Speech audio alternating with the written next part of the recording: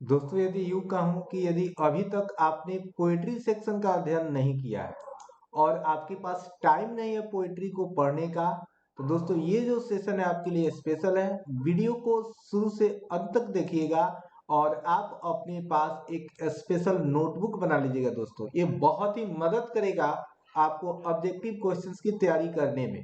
तो बिना समय वेस्टिंग किए दोस्तों आज के सेशन को शुरू करते हैं और सबसे पहले देखते हैं कि इस वीडियो में हम लोग सीखेंगे क्या। तो इस वीडियो में हम लोग देखेंगे इम्पोर्टेंट लाइन्स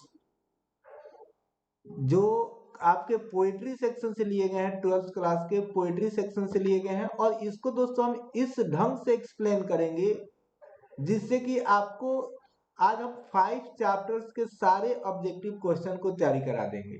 दोस्तों आप विश्वास कीजिए, यदि आप अच्छा से एक नोट तैयार करते हैं, अच्छा से लेक्चर को सुनते हैं, समझते हैं, तो 5 चैप्टर का कोई भी इम्पोर्टेंट ऑब्जेक्टिव आज आपसे बाकी नहीं रहेगा। तो वीडियो को शुरू से अंत तक देखिएगा दोस्तों। यदि वीडियो अच्छा लगे तो लाइक कीजिएगा और चैनल पे नए हैं तो प्लीज चैनल को सब्सक्राइब कीजिएगा। तो चलिए दोस्तों बढ़ते हैं और हम लोग एक पहला लाइन लेते हैं, बिल्कुल एक अलग अंदाज में दोस्तों। हम आपको आज सॉरी दोस्तों लाइन को याद कराएंगे जो एक कहा जाए ना तो एक अमेजिंग ट्रिक्स है आपके लिए। बिल्कुल एक नए अंदाज में हम आपको टेंस का तैयारी कराएंगे। दोस्तों सबसे पहले लिखा गया है कि O how feeble is man's power that if good fortune fall cannot add. दोस्तों आपको बताना है कि ये जो लाइन है इसको किस पोएम से लिया गया है और इसको किसने लिखा है। सबसे पहले दोस्त यदि आपको मालूम है कि इस पंक्ति को किस पोएम से लिया गया है और इस पंक्ति को किसने लिखा है, तो दोस्तों आप प्लीज कमेंट कीजिएगा। इससे क्या होगा कि आपका जो यादाश्त है और स्ट्रांग होगा, आपको हमेशा के लिए ये लाइन याद हो जाएगा। तो दोस्तों बात करें कि इसको कहाँ से लिया गया है, तो इसको लिया गया आपकी एक पोएम है sweetest love I do not go. दोस्तों इसके जो रचनाकार है, अब दोस्तों ये जो पॉइंट हम आपको बता रहे हैं यही इस चैप्टर के दूसरे इंपॉर्टेंट पॉइंट है जो आपको याद होना चाहिए। इसके जो रचनाकार हैं जॉन डॉन। कौन है दोस्तों? John Donne. तो जो जॉन डॉन है इनका जो जन्म हुआ था दोस्तों 1572 में हुआ था। याद रखिएगा जन्म इनका हुआ था 1572 में और 1615 में यह एंग्लिकन चर्च ज्वाइन करते हैं। याद रखिए क्या ज्वाइन करते हैं? एंग्लिकन एंग्लिकन चर्च ज्वाइन कर लेते हैं और उस समय 42 वर्ष की उम्र में, नोट डाउन कर लीजिएगा, 42 वर्ष की उम्र में एक महान प्रीचर बन जाते हैं। तो at the age of 42 in 1615 John Donne join Anglican church and become one of the greatest preacher of his time. और दोस्तों इसके बाद क्या होता है, इनको मृत्यु 1631 में होती है। ठीक है दोस्तों। अब दोस्तों ये हमारे जो जॉन डन है इनके हम धर्म की बात करें, इनके रिलीजन की बात करें, तो यह कैथोलिक धर्म के थे। कैथोलिक धर्म के थे। इनके कैथोलिक धर्म के कारण ही इनको ऑक्सफोर्ड यूनिवर्सिटी को बिना किसी डिग्री लिए ही छोड़ना पड़ा था। ठीक है दोस्तों। तो जॉन डॉन जो है इनकी कैथोलिक धर्म है और इनकी हम पॉपुलरिटी कहे तो यह एक पायनियर कहे या father of Meta physical poet के रूप में जानते हैं। इसके अलावा इन्हें हम सॉन्ग एंड सोनेट्स, इल्गिस सटायर्स के लिए भी जानते हैं। तो सबसे इंपॉर्टेंट पॉइंट, जॉन डन एक मेटाफिजिकल पोएट है। इन्हें हम फादर ऑफ मेटाफिजिकल पोएट भी पोएट्री भी बोल सकते हैं या पायनियर ऑफ मेटाफिजिकल पोएट्री। ठीक है दोस्तों। तो पहली लाइन से आपको इतने पॉइंट ध्यान रखना है। ये लाइन है जो बहुत इंपॉर्टेंट है, आपके बोर्ड एग्जाम में दोस्तों ये लाइन आ सकता है। तो चलिए दोस्तों आगे बढ़ते हैं। वीडियो अभी तक लाइक नहीं किए हैं तो दोस्तों लाइक कर दीजिए और एक शेयर और एक कमेंट अवश्य कीजिए कि ये वीडियो आपको कैसा लग रहा है। अब दोस्तों आपके सामने एक दूसरा लाइन है, बताना है कि इसको किस कविता से लिया गया है और इसको किस कवि ने लिखा है। आई हार्बर फॉर गुड और bad, I permit to speak at every hazard, nature without check with original energy. Harbour means होता है विश्वास करना। मैं अच्छा और बुरा दोनों ही बातों में विश्वास करता हूँ, और मैं हमेशा ही खुद को कठिन समय में भी, खतरा के समय भी बोलने का अनुमति देता हूँ। मतलब मैं हमेशा बोलता हूँ बिना डरे बिना समझे। तो ये जो लाइन है दोस्तों, ये किस कविता का लाइन है, तो आपके सामने है सॉन्ग ऑफ माई सेल्फ। तो दोस्तों इस पंक्ति को लिया गया है सॉन्ग ऑफ माई सेल्फ की जो आखिरी पैराग्राफ है वहां से लिया गया है। इसके जो रचनाकार है दोस्तों, वो है आपके वाल्ट व्हिटमैन। कौन है दोस्तों? Walt Whitman. दोस्तों सबसे पहले जानिए कि इन्हें जो है हम आपके पीपुल्स पोएट के रूप में जानते हैं, याद रखिएगा, पीपुल्स पोएट के रूप में जानते हैं। यह अमेरिकन पोएट है। दूसरा इंपॉर्टेंट पॉइंट पूछा जा सकता है कि अमेरिका के कवि कौन है, ऑप्शन वहां पे रहेगा, तो यहाँ पे अमेरिकन, ये आपके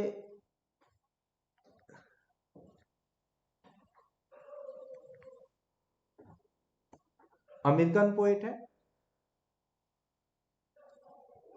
पीपुल्स पोएट, अमेरिकन पोएट। और दोस्तों वाल्ट व्हिटमैन जो है, इनकी जो जन्म हुआ था दोस्तों वाल्ट व्हिटमैन का, ये 1819 में हुआ था, याद रखिएगा 1819 में। और मृत्यु इनकी हुई थी 1892। ठीक है दोस्तों, एक बार इसको मिला लीजिएगा बुक से, 1892 में इनकी मृत्यु हुई थी। 1819 में जन्म, 1892 में इनकी मृत्यु हुई थी।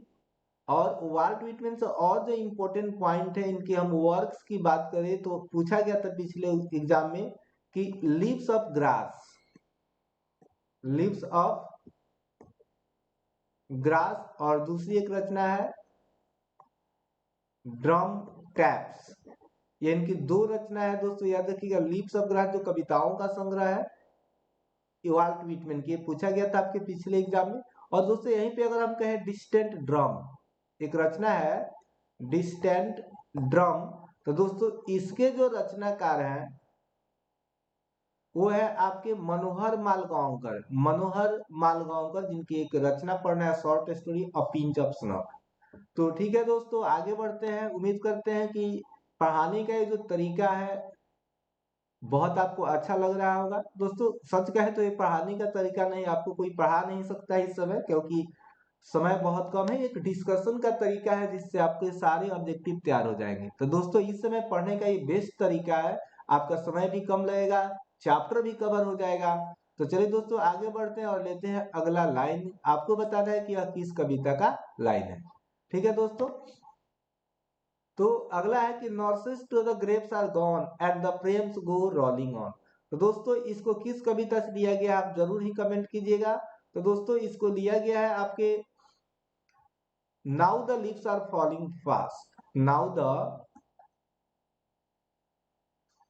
Leaves are falling fast, now the leaves are falling fast से लिया गया है। इसके इसके जो रचनाकार है डब्ल्यू एच ऑर्डन, पूरा नाम कहे तो विस्टन ह्यू ऑर्डन। दोस्तों now the lips are falling fast से लिया गया इस लाइन को, nurses to the grapes are gone and the pens go rolling on, पहले ही पैराग्राफ का लाइन है। अब दोस्तों जो इसके रचनाकार है इनसे सवाल जरूर आता है। डब्ल्यू एच ऑर्डन का दोस्तों जो जन्म हुआ था 1907 में हुआ था। कब हुआ था दोस्तों? 1907 में हुआ था, याद रखिएगा। डब्ल्यू एच ऑर्डन का जन्म हुआ था आपके 1907 में। और इनका अगला जो लाइफ का इंपॉर्टेंट पॉइंट है जो आपको याद होना चाहिए, 1939 में दोस्तों ये इंग्लैंड को छोड़कर अमेरिका चले गए। कहाँ चले गए? अमेरिका। इनका जन्म हुआ था इंग्लैंड में, लेकिन 1939 में अमेरिका चले गए। जिसके बाद इन्होंने कुछ रचनाएं की, और उस समय 1948 में, आफ्टर सम इयर्स, 1948 में इनको पुलित्जर प्राइज मिला। कौन सा प्राइज मिला दोस्तों? Pulitzer prize. एक रचना थी जिसका नाम है the age of anxiety, the age of anxiety. ठीक है दोस्तों, द एज ऑफ एनेक्जाइटी के लिए इनको कौन सा पुरस्कार मिला? तो पुलित्जर प्राइज मिला। आप दोस्तों स्क्रीनशॉट ले लीजिएगा, वीडियो को स्लो करके नोट्स भी बना सकते हैं, लेकिन हाँ आपके लिए जितने भी इंपॉर्टेंट पॉइंट यहाँ पे बताए जा रहे हैं आपके बोर्ड एग्जाम के लिए बहुत इंपॉर्टेंट है। तो 1948 में इनको नोबेल क्या बोलते हैं पुलित्जर प्राइज मिला। इनकी रचना थी द एज ऑफ एंजाइटी की, और तब दोस्तों इनकी मृत्यु हो जाती है आपकी 1973 में। याद रखिएगा 1973 में इनकी मृत्यु होती है। तो 4 पॉइंट है 1907 में जिनका जन्म होता है, 1939 में इंग्लैंड छोड़कर अमेरिका जाते हैं, 1948 में इनकी एक रचना है द एज ऑफ एंजाइटी, इसके लिए इनको मिलता है पुलित्जर प्राइज, और 1973 में ये दोस्तों मर जाते हैं, डाइड कर जाते हैं। ठीक है दोस्तों, यहाँ पे इंपॉर्टेंट पॉइंट थे जो आपको याद रखना है। डब्ल्यू एच ऑर्डन का पूरा नाम है विस्टन ह्यू ऑर्डन। ठीक है दोस्तों, आगे बढ़ते हैं और अगले लाइन को लेते हैं। दोस्तों बहुत इंपॉर्टेंट लाइन है, यदि आपको पता है कि इसको किस कविता से लिया गया है, इसके रचनाकार कौन है, तो प्लीज दोस्तों आप कमेंट में जरूर ही बताइएगा। Where are the songs of spring, ay where are they, think not of them, thou has thy music too. दोस्तों इसको जो लिया गया है ओ टू ऑटम से लिया गया है, ओ टू ऑटम। ठीक है दोस्तों, ओ टू ऑटम से लिया गया है। इसके जो रचनाकार है वो है आपके जॉन केट्स, बहुत इंपॉर्टेंट राइटर है आपके लिए।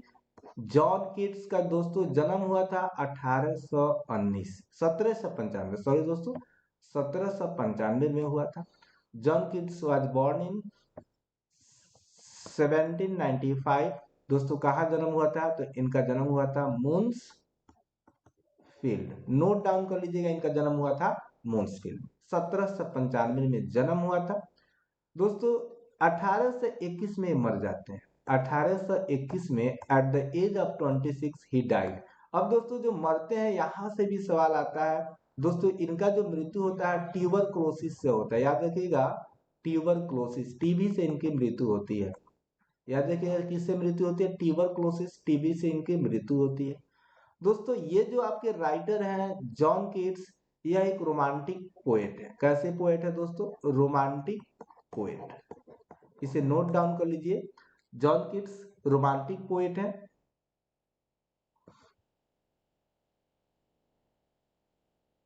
रोमांटिक पोएट है, ठीक है दोस्तों।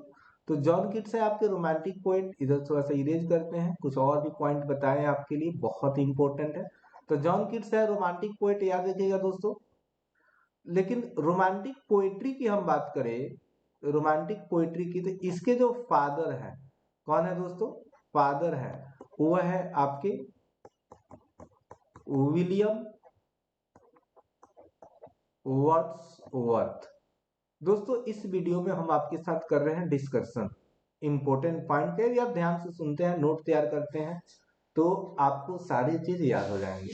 तो विलियम वर्ड्सवर्थ, दोस्तों आपके लिए एक सवाल छोड़ के जा रहे हैं कि विलियम वर्ड्सवर्थ कैसे पोएट है। याद रखिए ये रोमांटिक पोएट नहीं है, फादर ऑफ रोमांटिक पोएट्री है, लेकिन he himself is not a romantic poet.